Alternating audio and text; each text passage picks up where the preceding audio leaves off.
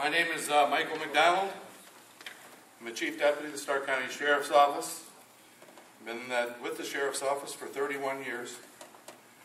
I'm a candidate for Sheriff, and I'm probably going to commit political suicide right now. And you as politicians would probably tell me not to say what I'm going to say, but I'm going to tell you the truth. I've got 3 laid off folks in the crowd here. We have a 502-bed jail. 200 of those beds are closed today. I watch people every day walk out the back door of that jail, and they should be incarcerated. Twice this year I was a victim of a crime. My family was a victim of a crime. My wife, God bless her, left her purse in her car and went to the YMCA. Now, she's done this for approximately 12 years. Covered it up with a blanket, and some man came into the YMCA parking lot, broke into the back window of the car, and stole her purse. Now, there was video of this individual.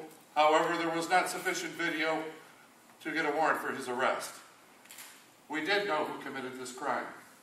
I watched that man come into the jail, and I knew that he was arrested 50 times prior for doing the same crime, and I watched him walk out that back door.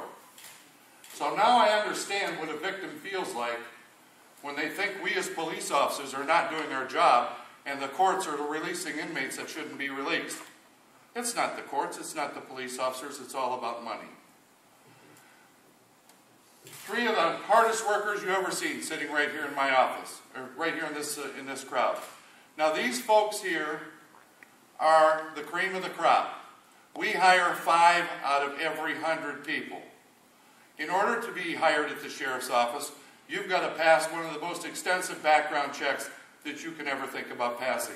A psychological exam, a polygraph exam. We start at your high school level to determine whether or not you call off sick when you went through school too often. Because why? We want good people working at the Sheriff's Office.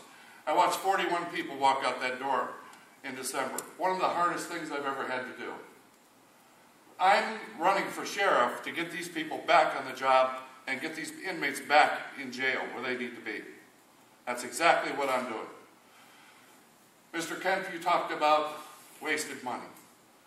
Back in 2000, we were spending $2.1 million housing inmates in other county jails.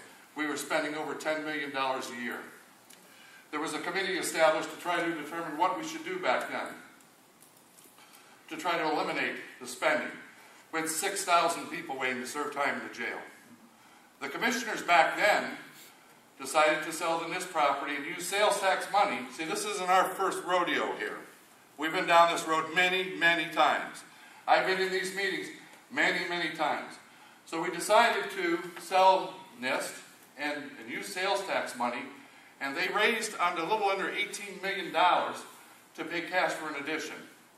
We were able to eliminate the 6,000 people that were to serve time in the county jail, and we eliminated that $2.1 million per year.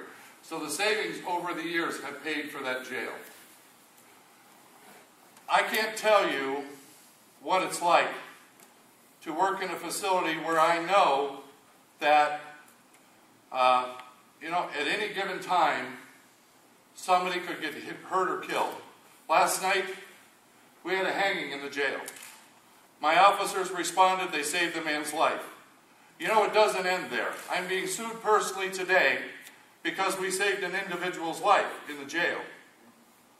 He died from complications of pneumonia 3 weeks later. Every move we make, we have to watch because of liability. But it's getting to the point where we can't do our jobs because today on the afternoon shift, I've got 5 people working. One of those people are working with 100 prisoners. I have one area, there's 66 inmates in there. Every one of those inmates in there, they murdered, they robbed, they stabbed, they shot somebody. 66 prisoners. I should have 2 officers working in there. I got 1. We can't do our jobs. We have to have a sales tax. We have to have police officers on the streets. We have to have officers working in the jail. We cannot do our jobs if we don't have the money to do it. That's all I have to say. Thank you.